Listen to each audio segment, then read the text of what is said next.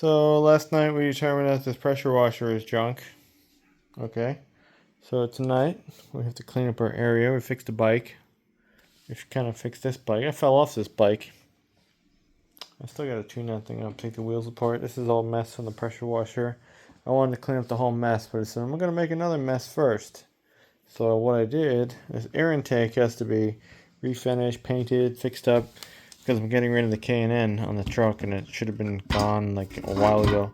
So, oh my god. So that had the big step in it. If you were watching my other video, maybe I showed it. So I cut it all out, and I said, how am I going to cut it out? So I started making a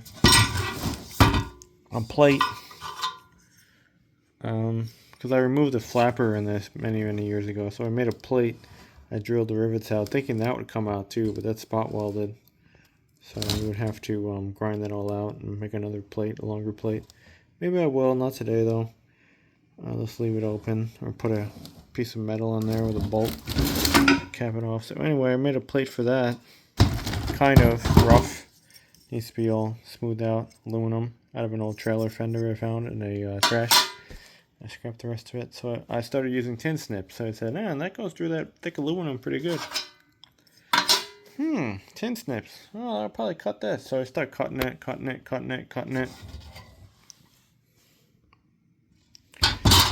more, and I stopped here, and there's still plenty of meat left, but it's jagged from the tin snips. So I'm just going to go around it with a grinder and smooth it all out, and then hammer and dilate flat. I'll have plenty of material left, and it should get all the nips out. Let's go a couple times, smooth it all out, file it smooth, paint it. So now this thing over here, I'll go over here, and I'm making progress. Didn't take very long.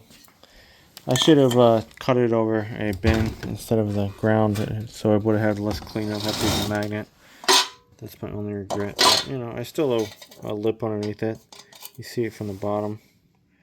But yeah, that's the way to go instead of just having the small hole in it. But you got a couple little waves in it and stuff, but we can flatten that all out when we're done.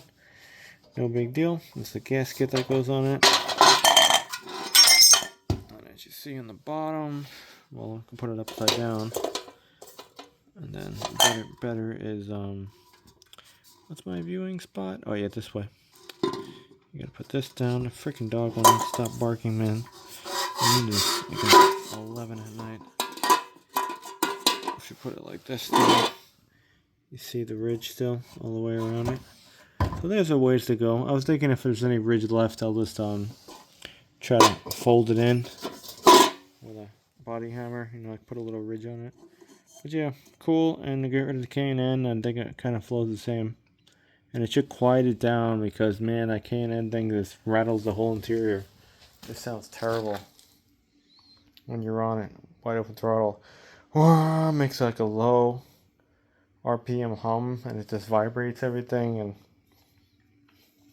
her harmonics are just horrible, and I always hated it. So, should be like the same horsepower gain, we'll see. But yeah, at least we have something that'll work. Apparently some of these trucks, the 350s, the heavy duty 3/4 ton ones or something, don't have these. But you're never going to find one now. Yeah, it'd be easier just welding it up. But I don't have gas in my welder, and I'm probably not good at welding. Might one day. For now, it's just going to be plated on that slit, and I'll just leave that other thing open. But yeah, that's our project for that. That's the old piece. I actually have the part number. I guess that was a serviceable part at one point in time. That had the whole flap on it, but I just broke it off. And yeah. Broken. Coming together. Mess, and then we gotta paint everything. Hopefully someone buys the bike. Then we gotta unload all the shit out of this car. And figure out what we're gonna do with that. Pack it away better. A lot of it's car parts. And bring in the blue truck and try to do some service on it, which is well needed because nobody's really using it. Yeah. Alright, so yeah, tin snips. I was going to think about using a jigsaw and a sawzall and angle grinder, but you know, sometimes things just come to your mind, you know, what you have in your own tools that you already have, that you're able to do something with it. I don't know, how would you cut that out if you had no tools? I don't know. Tin snips though, like I told you, it makes a jagged thing. There's probably more curved ones you can use that probably don't do that, but I don't have those.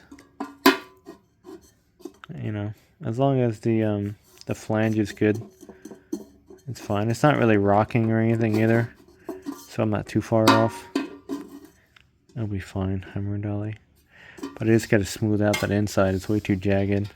I cut the wagon's adapter out like that too. I had a little big piece that was in the airbox, and that was rough for a very, very long time, and I didn't know how to file.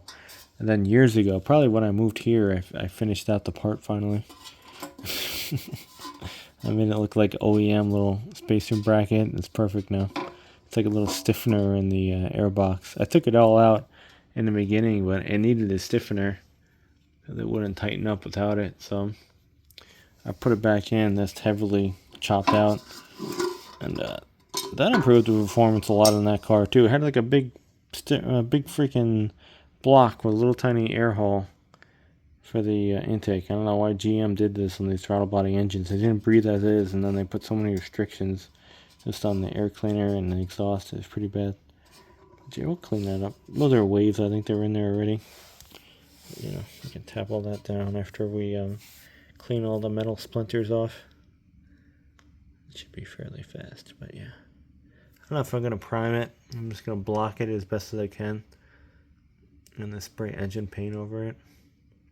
I did in here too. It was all nasty. I still got to do more with denatured alcohol. But you know, piece by piece, this is a side project. We got a lot of nightmares going on lately, so we're just doing things as we can. That was all rusty. We treated that, so that's cool. That was the all rusty too. Acid is the shit. I didn't know about acid years ago when I was a child.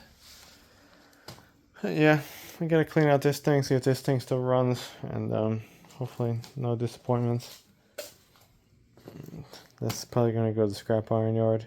Might save the engine, probably going to save the engine, the tank, maybe the plastic piece, and the rest is going to go to the scrap iron yard. Like maybe we'll try to hook this. I don't think anybody wants this though. I don't know. That's a good engine though. I can support a crankshaft. Some people sell these crankshafts super cheap.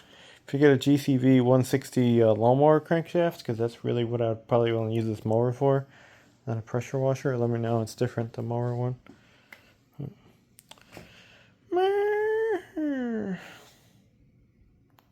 Get a lot done when it's not too hot out. And what else we do? We bored out this like I told you. You know, so it's warm instead of that big restriction. So that would be better. Yeah, on our way. Hypertech used to make these stupid salad bowls. Some people actually used to use a salad bowl. And then Jegs, I guess, bought them. I don't know. I really don't know.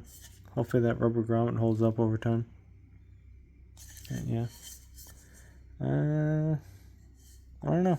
I don't know what else to say. Hopefully it works out. So I really want a paper air filter again for the things I do with Whitey when it's so dusty at the scrap iron yard. And I want to quiet it down. I really hate that womp. This will still do the womp, but it will quiet it down. It just vibrates, man. The K&N thing vibrates the whole interior. It's messed up. So, just not a fan. Alright, that should work though. Woohoo! Cool. So it was really just bugging me, going, how can I do this in the most quickest, most simplest way without making a mess, using the most simplest tools? And sure enough, tin snips kind of did it. Just keep cutting it. And I knew at the end I was going to have to grind it and file it and metal work it anyway, so it'll work out. See, it's a little, that was a squared end over here. You see I can go around a little more, but I don't even care. I'll just shape it with a grinder. It's okay. Or what I could do is leave that little lip there, or just kind of smush it down so it has like a little extra thing on it, maybe. I don't know. Figure something out. That was from the back, I think. Yeah. So it has a that stupid plastic spacer, which people sell these for like $40. These things. I'm gonna go try to sell this one for $40. Get some money, and yeah, it had the little lock in it. So I'm done here. See ya.